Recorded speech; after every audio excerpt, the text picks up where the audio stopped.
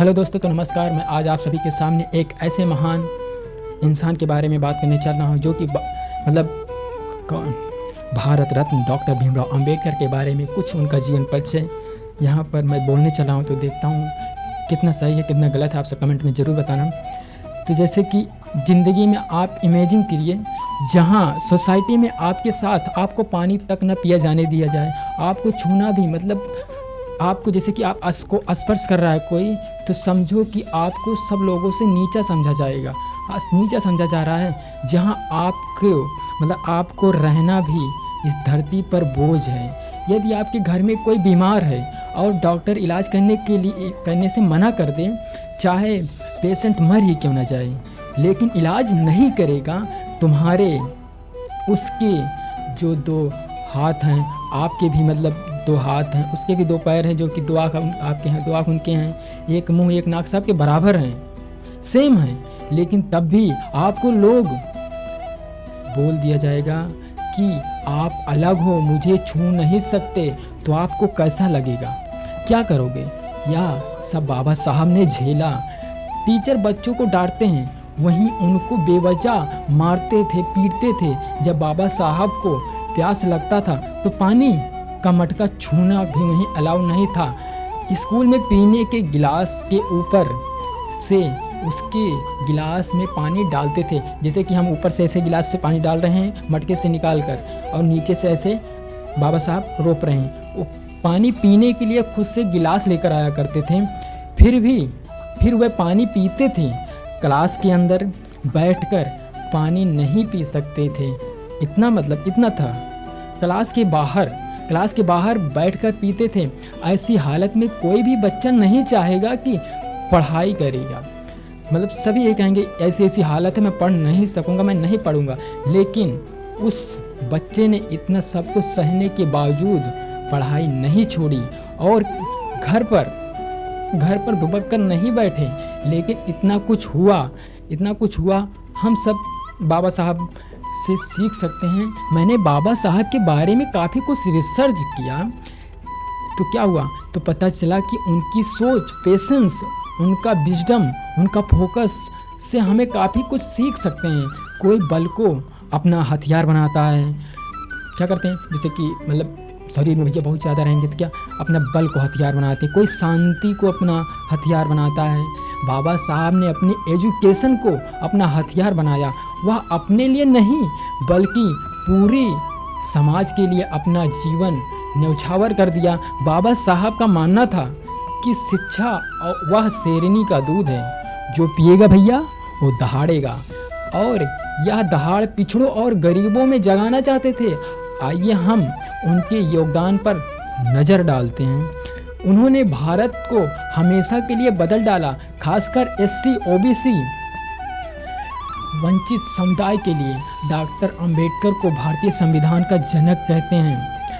ये छोटी बात नहीं है कि 1950 में लागू हुआ हमारा संविधान दुनिया के सबसे बेहतरीन संविधान में सेफ है। लेकिन क्या आप जानते हैं कि इसमें बाबा साहब का सबसे बड़ा योगदान क्या था, जिन्होंने सुनिश्चित किया कि हम भारतीयों को बराबरी का हक मिलना चाहिए। SC ST OBC व वंचित के लिए आरक्षण तो जो हमारे देश के 5000 साल से दबे कुचले जा रहे हैं। SC OBC वंचित समाज को बराबरी का अधिकार दिया, ताकि शिक्षा के जरिए नौकरी में आरक्षण मिल सके। जो सदियों से दबाई गई समुदायों को बिना अवसर नहीं मिल पाता। छुआछूत अनुच्छेद 14-15 में लिखा है, किसी व्यक्ति जाति, धर्म, लिंग के आधार पर भेदभाव का शिकार नहीं होगा। बाबा साहब का सपना था कि ऐसा भारत बने जहां हर इंसान बराबर हो। दोस्तों, अगर आज हम वोट दे रहे हैं, नौकरी पा रहे हैं और सम्मान के साथ जी रहे हैं, यह बाबा साहब के दिन हैं। कि ये हम अगर वोट देकर नौकरी पा रहे हैं तो हमें ऐसा नहीं हो सकता था।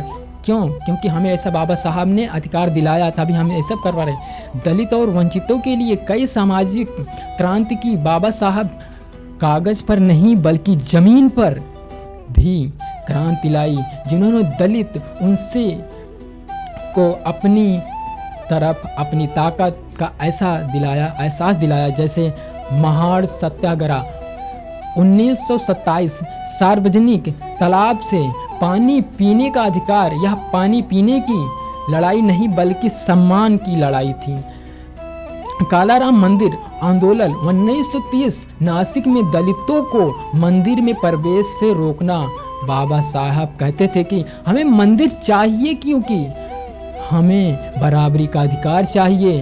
पूरे पैक्ट 1932, गांधी जी ने डाल्टन के लिए अलग निर्वाचन की मांग किया और समझौता की, दलितों के लिए सिम आरक्षित करना है। बाबा साहब की दूरदृष्टि बहुत अच्छी थी, वह आगे की सोचते थे।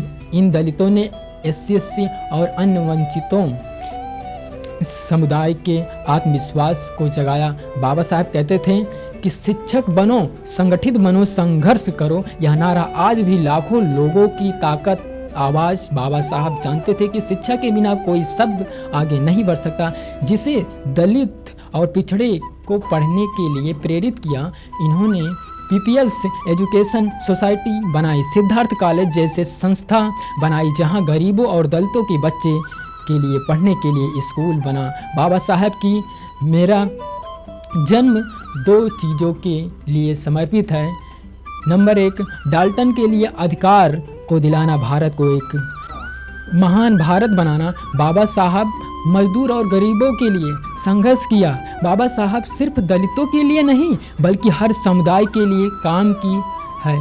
बाबा साहब ने ऐसे कानून मंत्री बने जिन्होंने मजदूरों के हाथ में कई कानून बनाए, जैसे 8 घंटे का कार्य दिवस जो कि पहले 12 से 14 घंटे हुआ करता था। बाबा साहब ने महिला मजदूर के लिए बहुत महत्वपूर्ण कार्य किया। गर्भवती महिलाओं के लिए मातृत्व अवकाश का समर्थन किया था। इसके बाद और एक सवाल उठता है, 1956 में बाबा साहब ने बौद्ध धर्म को क्यों अपनाया? इसका कारण स्पष्ट है कि हिंदू धर्म की जातिवादी व्यवस्था दलित और कभी बराबरी नहीं करने देंगी और बौद्ध धर्म में उन्होंने सामान्य और तर्क विज्ञान की सोच का रास्ता दिखा। यह रास्ता समुदाय ओवैसी समुदाय के लिए आत्म सम्मान की बात है। दोस्तों, आज बाबा साहब के योगदान आज ही उन्होंने जितने ज़रूरी हैं उतना जो 70 साल पहले था, क्योंकि आज भी दलितों के साथ छुआछूत की खबरें आती रहती हैं। डाल्टन के साथ अन्य हो रहा है। कई बार ऐसे वीडियो रिपोर्ट में आती हैं कि जैसे महिलाओं के साथ बर्बरता, अश्लीलता और उनके साथ रेप जैसी घटना होती रहती हैं। जैसे एक बहुत चर्चित घटना है, जैसे आप हाथरस घटना के नाम से जानते हैं। इसमें दलित बेटी की बलात्कार कर बेटी को मार दिया गया। खैर लांजी हत्याकांड महाराष्ट्र 2006 में एक दलित के साथ बेटी के कुछ जाति के लोग ने बहुत उत्प्रेरणा किया। मिर्चपुर हिस्सा हरियाणा में हिसार जिले में 2010 में दलित बस्ती पर हमला किया और जिन्होंने 18 साल की बेटी और उनके विकलांग बेटा को जलाकर मार डाला गया। उन्नाव बलात्कार कांड। अब 2017-18 में भाजपा विधायक कुलदीप सिंह सेंगर 17 वर्ष दलित की बेटी के साथ बलात्कार किया और 2018 में पुलिस के हिरासत से उसके पिता की मृत्यु हो जाती है।